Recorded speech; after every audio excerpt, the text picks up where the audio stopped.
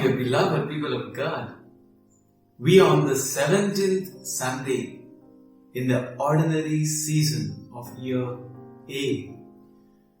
For the last 2 Sundays, we have been reflecting upon the parables of the kingdom of heaven.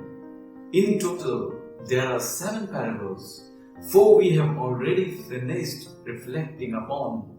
And this Sunday, Jesus speaks about the remaining 3 parables. First, the parable of the treasure found in the fields.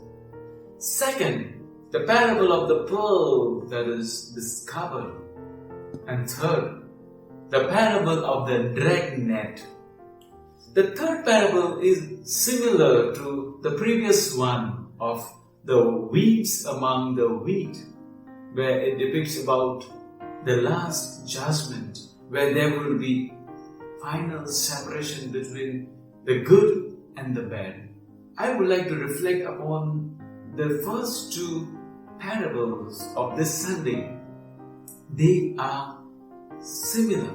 In the first parable, a man finds a treasure in the fields. The passage says, when he found it, he hid it again, and with great joy he went and sold everything that he had and bought that field. In the second parable, Jesus describes a merchant looking for pearls. The passage says, when he found such a pearl, he went away and sold everything that he had and bought that pearl. The point of these parables lies in the nature and the resulting actions of the persons who found the treasure. The treasure, my dear God's people, is Jesus Christ Himself, or His gospel, the message of salvation. In these matters, the man who found the treasure hidden in the field and the merchant who discovered the pearl are identical. They both made efforts to possess the treasure that they had discovered. Well, there is also a contrast which should not be overlooked here. In the first parable, the man was not looking for a treasure in the fields. His discovery we could describe in words like, it was an accident. He accidentally found it. He was not looking for it. While in the second parable, in the case of the merchant, the discovery of the pearl is the result of a great search and a deep quest. This contrast aptly describes the past experiences of the people who find salvation. These people were not so anxious to know about Christ. They were at all not interested in knowing Christ. But suddenly something happened in their life and they were struck. They were struck by the gospel. Then they recognized that they were sinners and were in need of a Savior. They found Jesus as their Savior. They had never found such treasure in their life, although they had many other things. This was of much greater price than all they had previously. And so they turned to Him and believed. In the second type, the person seriously searches for God. He desires Christ, and therefore he sets on a journey to search for God. In this search of his, he comes across a lot of troubles, hurdles. Still, he keeps going. He keeps on his search for God and finally finds that great treasure. My dear God's people, here is where the main lessons of these parables are to be found. For although the early experiences of these people were different, once they came upon this treasure, they acted in similar ways. What did they do?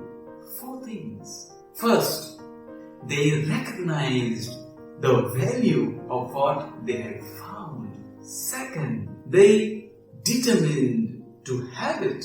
Third, they sold everything else. And fourth, they acquired that treasure. So firstly, they recognized the value of the discovery that they had made. Any person finding a treasure in any form, if he walks away from it, we would be inclined to call that person a fool.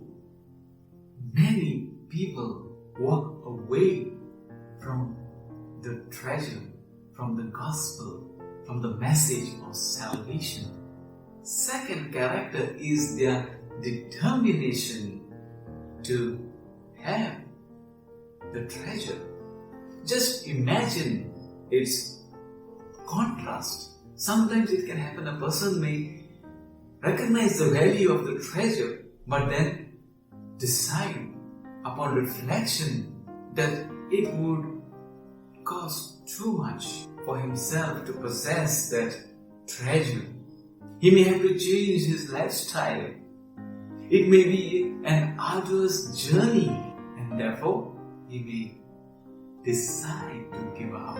But this is not the case in the parable. Both these men were determined to have the treasure that they had found. Third, they sold everything that they had after finding this treasure. It required giving up everything else that mattered to them. It's like St. Paul who says, after finding Jesus, everything else was like dung, useless. What mattered for St. Paul after his conversion was only Jesus Christ. Fourth, they acquired the treasure.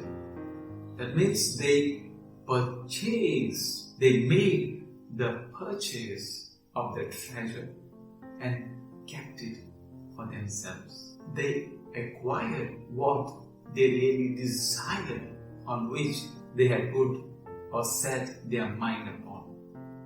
My dear God's people, the treasure is Jesus Christ. Here is the greatest treasure of greatest value in our life. Are you in search of this treasure? And when you set out seriously to search for this treasure, you will find that God is also, Jesus is also in search of you. And when you find this treasure, you will be filled with immense joy in this world. And finally, you will experience the salvation which Jesus offers you. May God bless you.